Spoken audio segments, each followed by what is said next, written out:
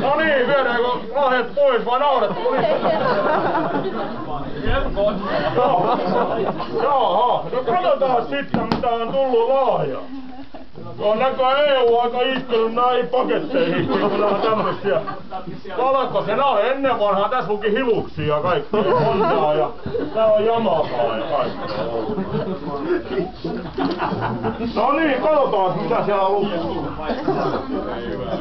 Se onko Jaakolle?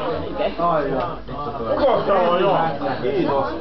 Onko te jääkiekkoa pelannut vielä? Oho! Joo, ei ollutkaan Jaakolle. Vartaa yritti ottaa. No niin. Hyvää joulua. Jaha, mitäs siinä lukee? Pukki on niin huono näköinen.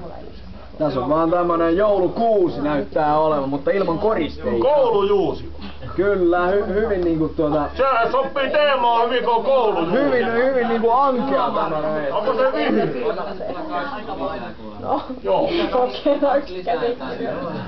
Kyllä tämä ihan vihreältä näyttää. Tehdäänkö sille, että Pukki jättää nämä lahjat tähän, että ihan tästä lähtee laittaa. Pukki on niin huono muistinen, että se ei muista nimiä ollenkaan. Kiitos. Ei saa vaihtaa. Joo, olkaa hyvä vaan.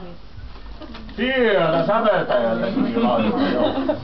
Sanaset vaan. No niin, olkaa hyvä vaan.